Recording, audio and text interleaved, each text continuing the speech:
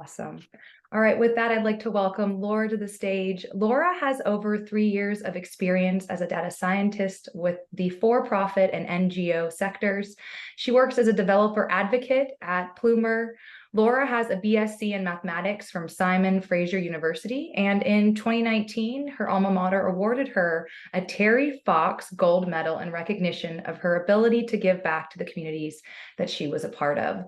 So with that, let's give a very warm welcome to Laura. Welcome, Laura. Hi, everyone, and thank you so much for having me here. So as many of you know, I'm a person who very much enjoys building with LLMs, and recently I started exploring Haystack as a framework, and about 2 or 3 months ago, I entered into a contract with a publisher to write about Haystack.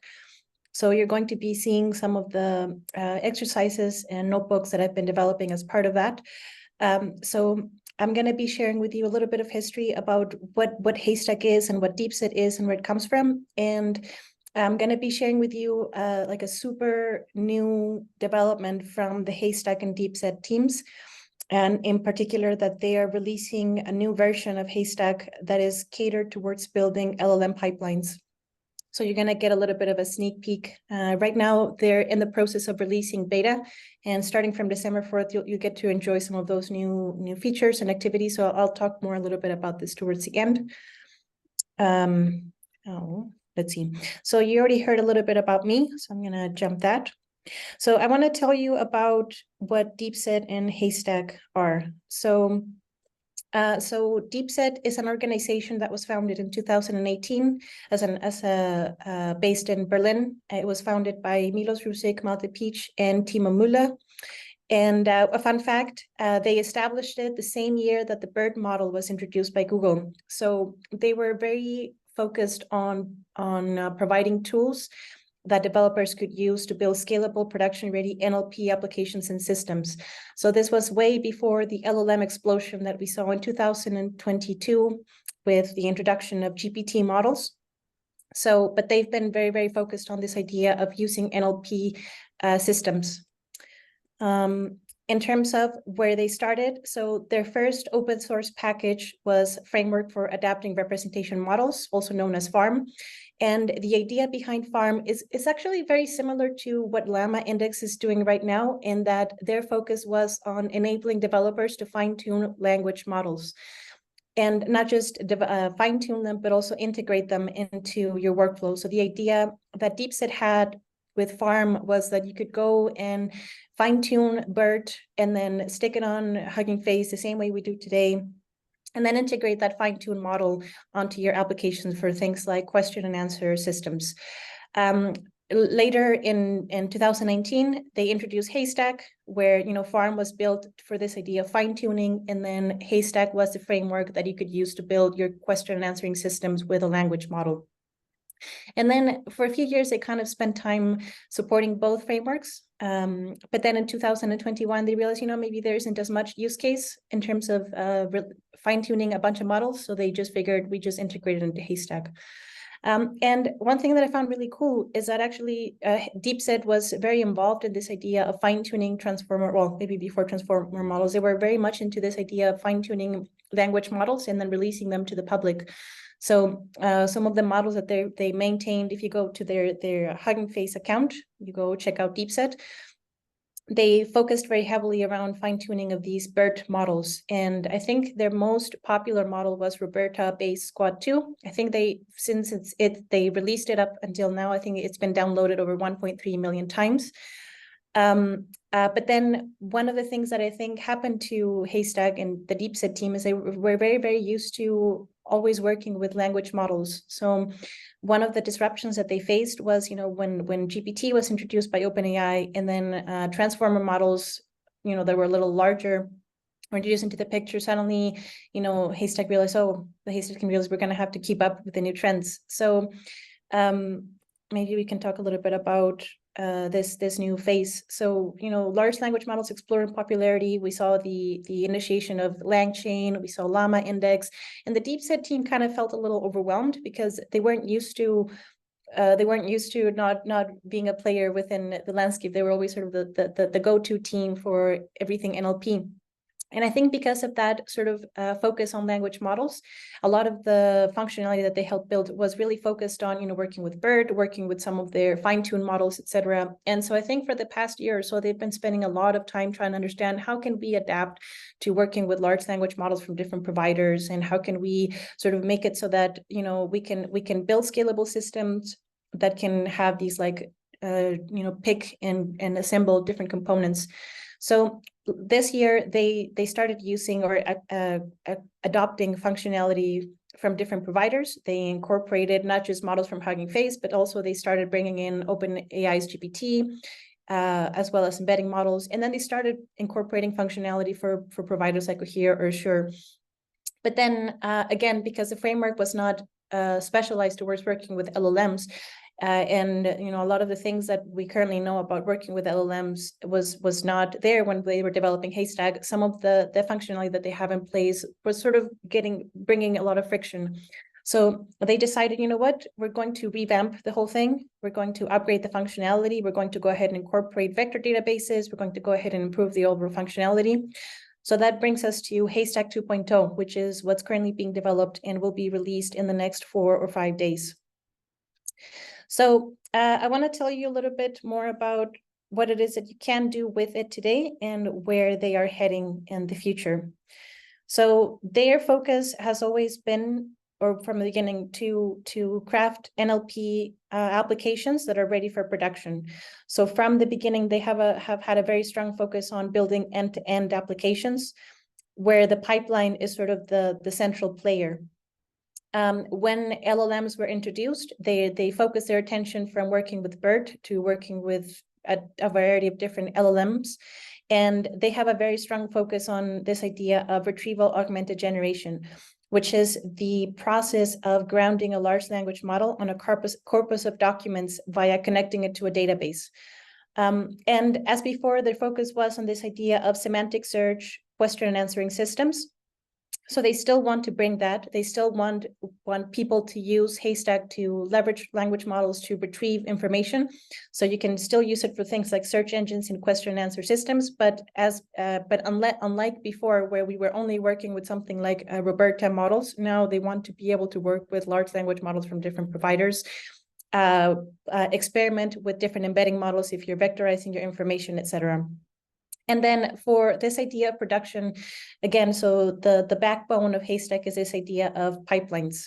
So we assemble the pipelines, we package them, and then for deployment, they typically package the pipelines using things like YAML files, where you can specify the tasks in the order that you're executing them. And then through deployment, we can work with something like a REST API. I think they use Fast API in the backend for their deployment applications. Some of the key features and advantages of it. So for one, it is built as a Python package, so you can easily install it with pip and conda. And then the current version and the future version both allow you to experiment with models from different providers. I think from the beginning, they've been very attached to working with Hugging Face. So that is still something that they will keep in the new version, but they've since started opening up the option to work with models from other sources. I think for them, one of the things that I quite like about this framework is that they really, really like this idea of being able to reproduce your workflow. So they have a prompt template and evaluation of your prompt. So for instance, one of the things that you can do is if you set up a database with your documents and then you connect it to an LLM and you ask it a question, Haystack by default will say when I ask it a question, it will tell me the answer, but it would also tell me what context it retrieved that information from, along with the score. So they tend to manage sort of this behind the scenes so that it's as easy as possible for us to extract this information. So in terms of the existing functionality to build RAG applications. So I'm going to talk about the current building blocks of Haystack, and then I'm going to talk about the new building blocks of Haystack and what the key differences between those two are. So for the 1.x version, anything that is on 1.x, the building blocks for them are documents, stores, nodes, and pipelines. In 2023, they introduced agents. And then this idea of the node is, a node is a unit of code, typically in the form of a class with methods. And the node can perform a specific task, like the node can be a prompt node where the node receives an instruction and it has the purpose of telling an LLM what I want it to do. The node can be a retriever whose only purpose is to go and retrieve information from the vector database. I can also have a writer node whose job is to write documents onto a document store. And so you can sort of think of these nodes as sort of steps in the pipeline. So the pipelines then are used to define a flow of data from one node to another. And so a little bit of background for when it comes to processing text with an LLM. So one of the key things to think about is, LLMs don't process text the way humans do. I talk to a human and I ask it, oh, can you tell me where I can find Starbucks? And, the human understands my instructions and the human can understand, oh, I just have to think about where it is. And then it can provide the response in natural language. But with a large language model, if I give it text as is, it doesn't respond that way, and it's one of the things that I think is really cool about applications like ChatGPT is that it sort of gives you the illusion that these models can respond to us in the same way that we can talk to them. One of the pain points of programmers is that we've always had to translate our thoughts into a language that computers can understand. So I think what's really fascinating about LLMs is that suddenly we have this capacity of providing a computer with just natural language and for it to be able to respond to us in natural language as well. But what's going on behind the scenes with these LLMs is that, when we feed it a bunch of text in the form of documents, we can't just throw a bunch of files at it and expect it to retrieve information. We actually have to process the documents. Some of the processing that we need to do includes chunking. The fancy term for this is tokenization, where we are essentially splitting the text into smaller units. They can be words, they can be phrases, they can be sentences, they can even be pieces of words. One extra step that has been included is this idea of embedding, where what I'm going to do is I'm going to use a model that is going to transform those words or those units into numbers. And those numbers are then stored into vectors where there's an order. And what's really cool about these vectors is that these vectors retain semantic information about the words. So that means that if I have a document that has the words cat, dog, apple, pear, it's going to, the embedding retains that apple is closer to pear than it is to dog. And dog is closer to cat than it is to apple. So these numbers or these vectors can be really, really useful in terms of enabling us to search through huge quantities of text and to enable an LLM to retrieve information as so. So with something like Haystack, we can sort of assemble a set of blocks whose job is to perform tasks like, transform my documents from just a document into a vector that I can then store onto a vector database, and then have another pipeline that says, hey, I now want you to retrieve specific information based off of a user query. With agents, I think they wanted to sort of keep up. I think once 2023 hit and tools like Llama Index and LangChain exploded, I think the Deepset team really realized, hey, we really need to keep up with the times. So they introduced agents as a way to enable LLMs to not just reason with the information that they're given, but also to use tools. So with one of the things that I really liked about the way they handled agents is they said, well, you know what? Why don't we turn the nodes into the tools? And then the agent can use the nodes to perform actions. So instead of me executing the pipeline, the agent would then choose what to do. But of course, behind this, there's still this idea of using, the document could be a PDF or a web page or a clip, etc. So they added this idea of document stores to sort of put the information there. And so this sort of leads us to, well, that's kind of how things are working. And it sort of assumes a previous functionality working with language models, but the Haystack team sort of realized that there were things that just weren't quite working as they expected. So one of the problems with 1.x was, again, the focus was on working with models like BERT, but not so much with models like GPT-4 or Mistral. So sometimes it seems like it worked, but there were hidden issues that made it so that the applications weren't optimal. Other things that they noticed with 1.x is some of the nodes were too general. So for instance, the retriever node acted as both an embedder and a retriever. So that was a little confusing. Another area that they spotted had issues. Well, they always had a very strong focus on NLP tasks and handling unstructured data in the form of text, but tabular data was kind of forgotten on the side. So I think they're working on incorporating tabular information in addition to text information, but also multimedia information. Again, so lots of functionality around BERT, and in particular models that we could download locally. But no, as many of us know, that some of these models are so huge, we can't even run them on our local computer because GPU and RAM is just so high. And the last one, that they found that there wasn't a lot of flexibility in the pipelines, namely because they built the pipelines assuming a very specific use case. So with this, they figured, okay, you know what, let's just revamp everything. Let's just take a deep look at what it is that we're doing and what it is that we want to do. And with this, they sort of figured, you know what, let's just create Haystack 2.0 and let's just rethink our strategy and let's just see where things are going and adapt our framework so that we can keep up with the times. So one of the things that they noticed, for instance, we all know that the field is moving incredibly fast. Like 8 months ago, we were just focused on working with text. And then suddenly we have this idea of working with multimodal components where we're now dealing with audio, we're dealing with images, we're dealing with video, in addition to text. So they figured, we're going to have to build data structures that support all of those different kinds of formats. For the components, they understood that in 1.x, one of the weakness was that the components were too general. So they figured, let's just make our components. Was there a question? Or okay, probably a misclick.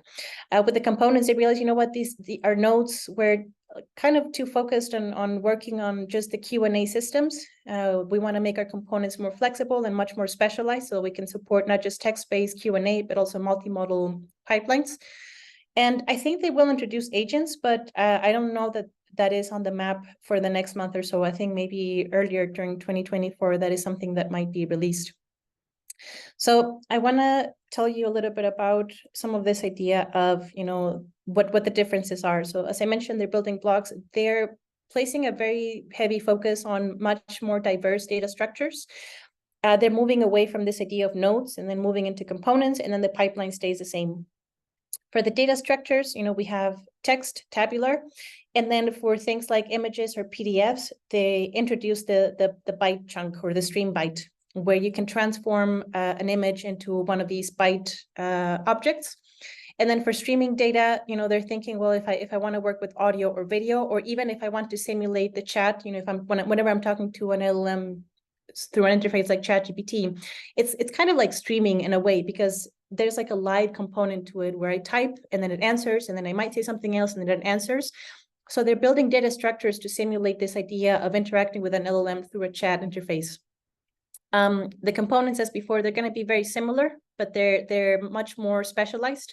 And then for the pipelines, they realized that before they were very stuck in this idea of having the pipelines move in a single direction. I extract the data, I clean it, I chunk it, I embed it, I put it in a database, and then I extract it.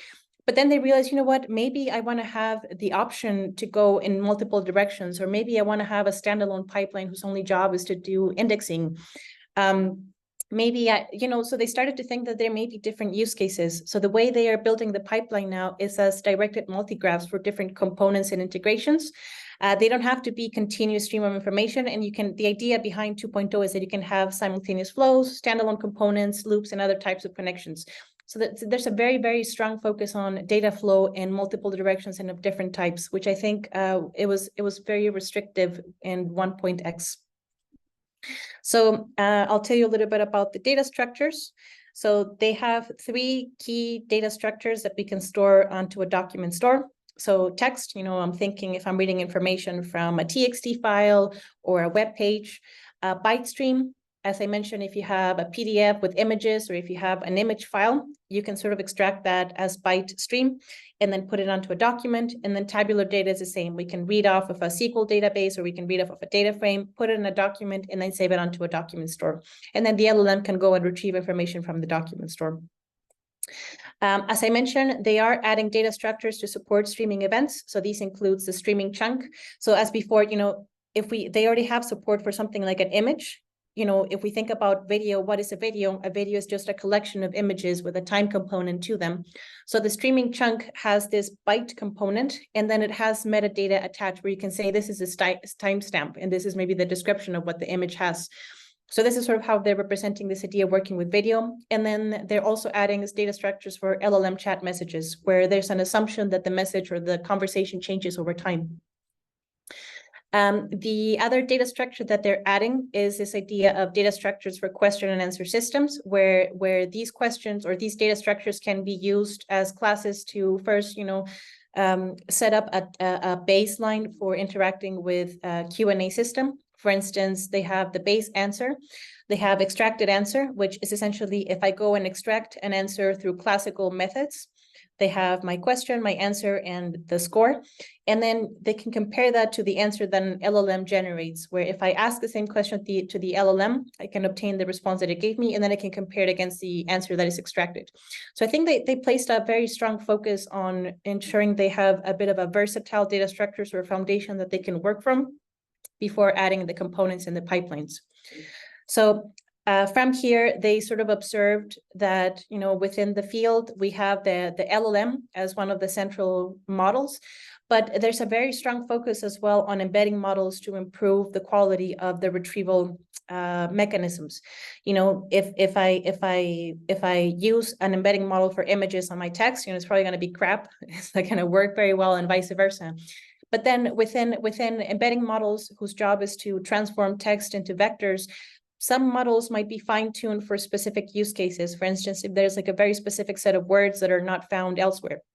So they figured, let's just make these like super specialized components for each of the steps in the LLM pipeline.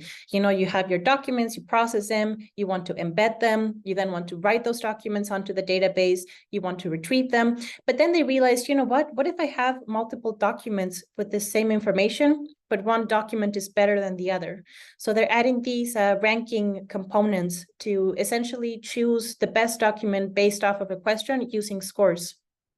And then to integrate large language models, they're adding LLM generation components. I think their strong point for Haystack is that, they started off as being a framework that worked with models from Hugging Face, but now they've incorporated models from OpenAI, Cohere, Azure, etc. So they still have this flexibility to experiment with different models, but they're using this idea of generators for improving that.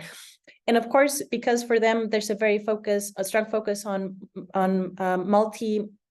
multi-graphs, they added routing components, which are essentially there to optimize the pipeline flow. So right now, where they are at right now, they have released code for the data structures and the components.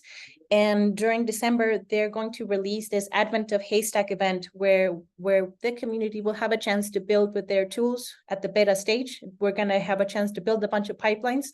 And what they're seeking from us is some feedback in terms of how to make the functionality better. So for, I think, the month of December, probably until January, the team is going to be focused on ensuring that the pipelines are working, great, that these components are coming together the way that are expected, and that we can add more use cases as are needed. So just as a quick example of what a pipeline with 2.0 would look like, each of these greenish boxes represents one of my components. So I can say, well, I'm going to go ahead and clean my document. The document cleaner component typically has options for, removing spaces, removing odd characters, using regular expressions to remove specific patterns. We can then split the document. Like I said, we can tokenize it by word or by sentence or by passage. And then we can apply an embedding through a model provider. Hugging Face is one of those such providers, but you can pretty much pick any provider that provides embedding models and then put it in here. You can then write this onto a document store. I think one of the things that I really like about Haystack is that they're really active, or the Deepset team is really active in terms of establishing relationships with other open source communities. So they have, as of 1.x, they have a bunch of integrations, including Weaviate, ChromaDB. They have Pinecone, they have Elasticsearch. I think Elasticsearch was like the classic one that they were always working with back in the BERT days. But ever since that, they've been working quite hard to integrate other document store options. And then from here, this can be like a standalone pipeline that runs over and over again if we have new documents, or maybe I just do it once. And then I can add a second pipeline here, like for the user phase. Like let's say that I want a person to use an LLM to just retrieve specific information. So I can add my retriever component that goes and grabs the information. I have my prompt builder. Basically, this is where I give an instruction to the LLM. You're going to go ahead and retrieve information based off of the documents. You can say, I want you to say, I don't know, or the information is not there. If you're asked a question and the information is not there, etc. And then this sort of component here, the generator component, currently they at the 2.0 beta. Right now, they're only supporting OpenAI and Hugging Face. I believe that as they move through the beta stage, they will start adding more providers. But the idea is once that is added, you can just remove this component and then plug the component that you prefer. This TGI generator component is for calling a model using OpenAI's inference endpoints. So if you don't want to download a model, you can just call their API. And then the answer generator component is just basically how the answer is going to be returned. In terms of the use cases for this specific one, so this is an indexing pipeline, and then this would be my question answer pipeline. So this specific pattern could be used for Q&A, text summarization, as a search engine, and even a chatbot application that is rooted in a specific corpus of documents. I believe that during the Advent of Haystack, which is coming up on December 4th, the idea will be to create other different kinds of pipelines and other different kinds of use cases. So I'm quite excited to check that out, and I'll tell you a little bit about this in a bit. So this graph that I'm showing right here, so this is so you can draw their pipeline. So you build the code, and then they have this draw method where you can basically map out the sort of structure of the pipeline. So for instance, in here, I have my starting point. We start off with a question. They have a retriever. And I think with the retrievers, they support both retrievers with embeddings and without embeddings. The BM25 retriever doesn't use an embedding model, so I'm not forced to use embeddings if I don't want to. I can then, I have my query, I have a question, I can build my prompt using the query and the question, and then I can pass that prompt onto the LLM, and then the LLM then, returns the response and passes it through the answer builder to make sure that I'm having the kind of response that I want. And you can sort of see here that each of these sort of gives me additional options like filters, top K, scale score, to sort of make it so that I obtain or that I get the response that is optimized for my use case. Within the answer builder, some of the things that they add is this idea of metadata. So if you want to know where the information is being retrieved from, if the document has a specific name or tag, I think metadata can be quite useful. What documents it was extracted from, the pattern, if there's a specific pattern that you want to use, etc. And then answers. So during the Advent of Haystack starting in December, just as a quick plug, so I'll be collaborating along with the AI Makerspace team to solve some of these problems live. And I'll show you in a bit what I mean. But the idea is during the month of December for 10 days or something, we're going to be building some of these pipelines and then giving the Haystack team some feedback in terms of what to improve. So I do want you to get a chance to take a look at the components. So the notebooks that I have right here, these are notebooks that I'm building as part of the book that I'm working on for Haystack. So let's see if I can exit my screen for a little bit. And I'm going to go ahead and explore data classes. So this is one of those notebooks. I'm going to go back and just give you the link so that you have it. I can drop them in the chat for you, Laura. That'd be great. Thank you. Awesome. Okay. So I'm just going to go ahead and go there. So in this Google Colab, I have the same diagrams that I showed you before. We can go ahead and install it. And then from here, let's just say run anyway. I have some code to sort of show you what working within 2.0 looks like. Typically, you do the installation through a command called pip install farm haystack. Right now, they're managing 2.0 on Haystack AI so that they don't impact any stable versions that people may be using. And then from here, I can explore the different data structures. So the first data structures that I have are, the document with the document stores. So just to show you what that looks like, in here, I can write a sample document. Some of the things that it gives us is it automatically generates this ID. I can also specify an ID that I want. But this basically makes it easier for me to manage the documents, assuming I have like thousands or hundreds or millions of documents. So I have my ID, I have the content, I have the metadata.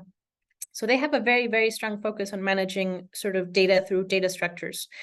If I wanted to write something like a document store that contains a data frame, I can go ahead and write my document store through a data frame option.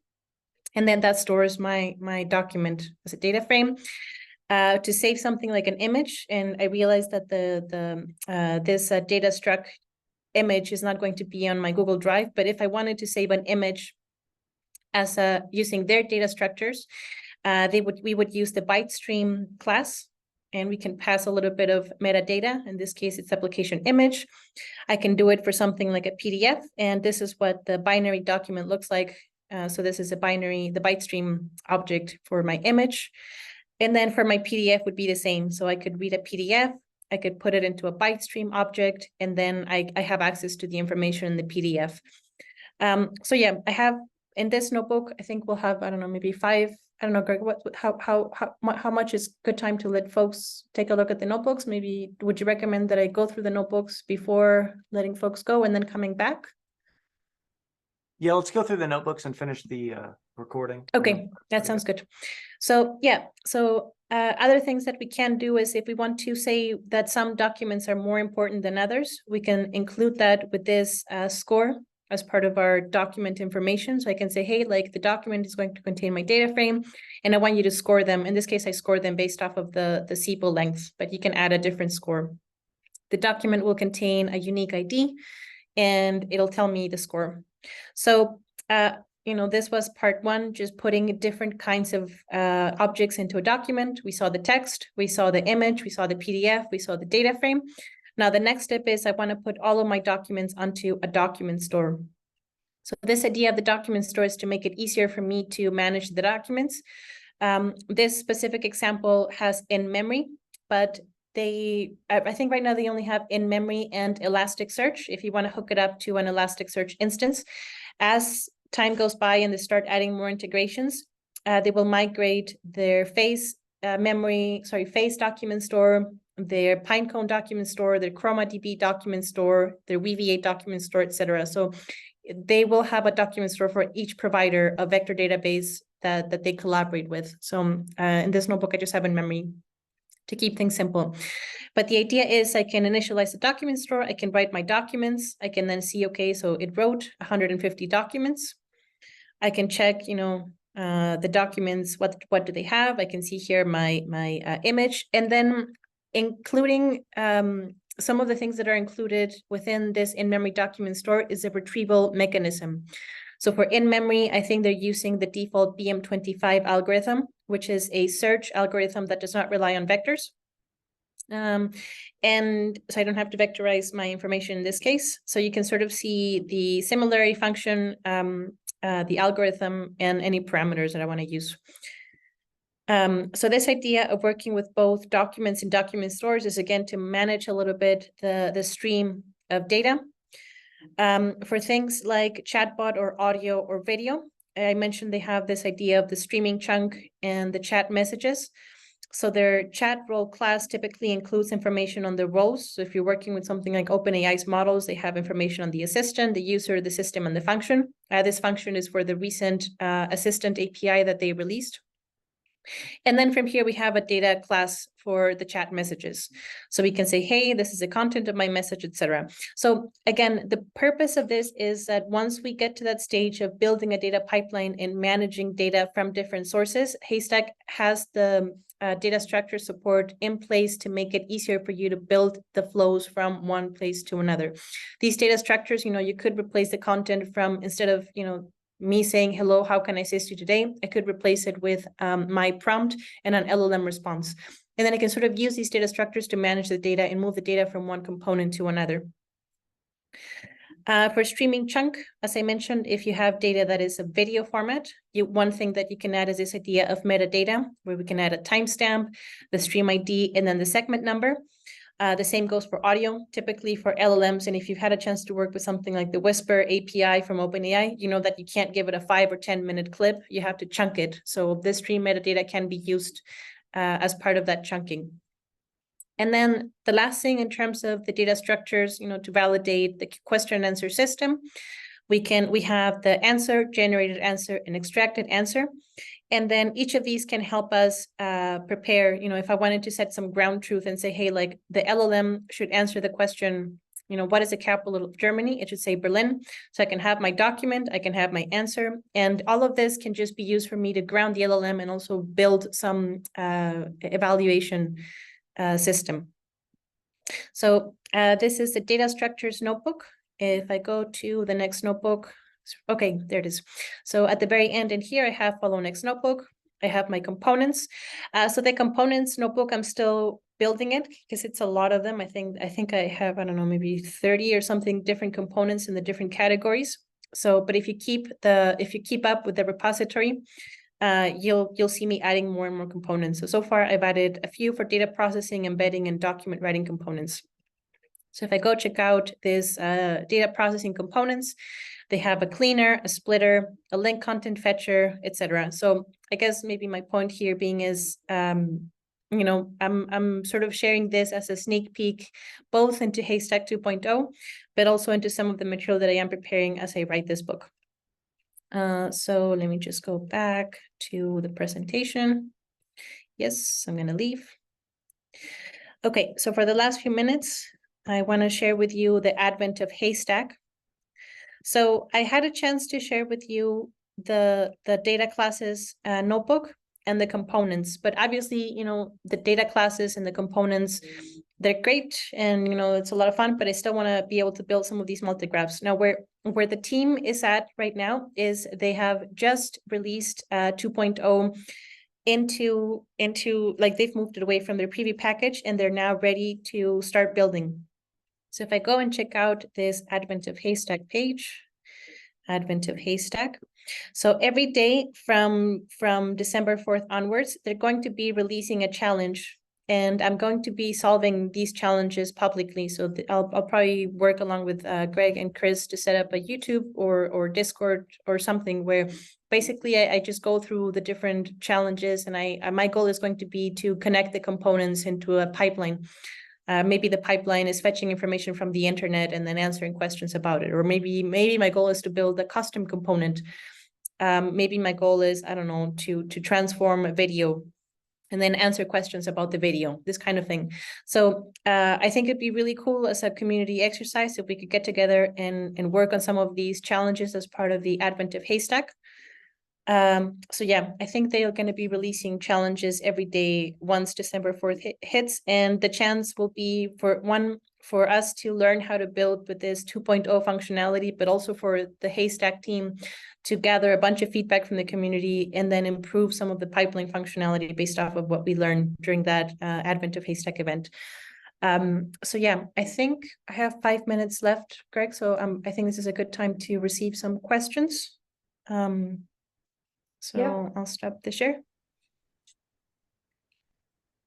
Yep, we've got a couple questions in the chat, Laura.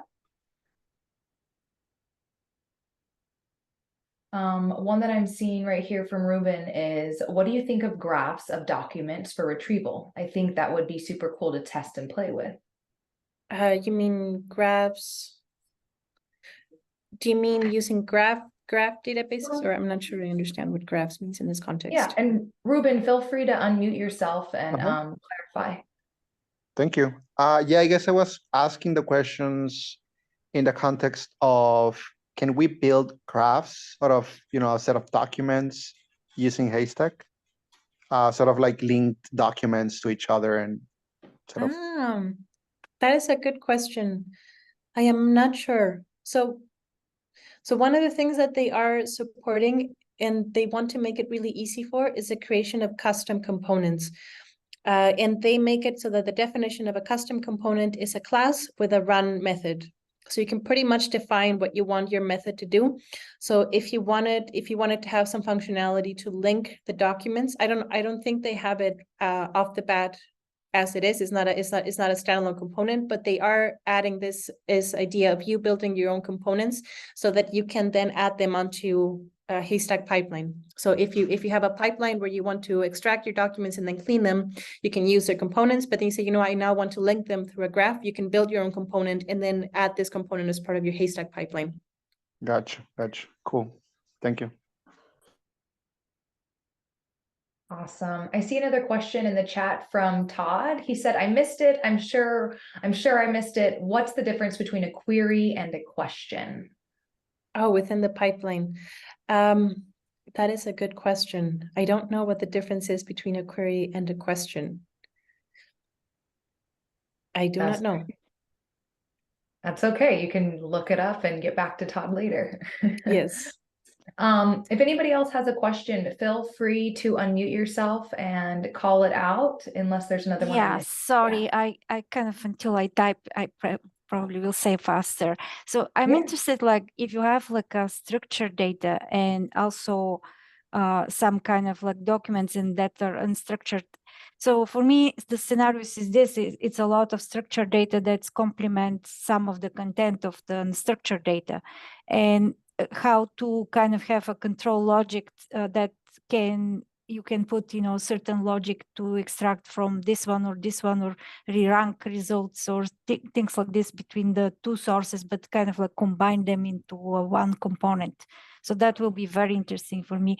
And also this re-ranker, that re-ranking looks like is very good, because I was looking at Cohere re-ranking. I don't know, is it like a standalone library set for re-ranking, or is something? Yeah, so their ranker is defined as a class right now. I'd have to take a look a little bit deeper into how the documents are being ranked. Part of how the ranking would be done within them is through the use of metadata, either because the document has some kind of score or through the use of top K metrics. Those are the two options. But I think it's more focused on the document itself, not so much the LLM. Does that answer your question? Yeah, that's what the ranking practically is. So you just want to have like to discard, for example, if you have 10 results, 2 of them are outliers, for example, that are not very good. You want to take out those because they're problematic after that. Everything go off charts. Yeah, this is very good. Now I'm excited to see this streaming also. It's very interesting idea. It's probably we could put something more dynamic. Yes.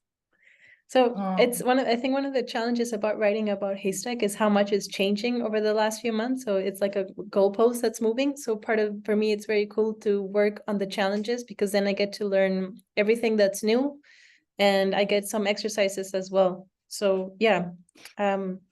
There's one thing. So one thing that was giving me problem with Haystack was ability to actually to use LLM endpoints, not open API key stuff like this, just to connect with the endpoint that can give you like a different capabilities. So that is going to be a good option to have. Yes. And I think that is part of what they're aiming for with 2.0, is that you have the capacity to switch different providers and experiment with them easily. Basically, you just switch the name of the provider and the API key for the provider, and your pipeline stays the same. So when we're thinking about deploying to something like AWS, we can write interfaces for each of those different components, for each of those different classes, and then evaluate the system at large. Nice. Awesome. Well, I'm going to end the Q&A with that right here. I want to thank you, Laura, again so much for presenting and bringing to the table everything in the great world of Haystack to our eyes. So folks, feel free to stick around. We're going to wrap things up here, but you feel free to continue the discussion. Thanks, everyone.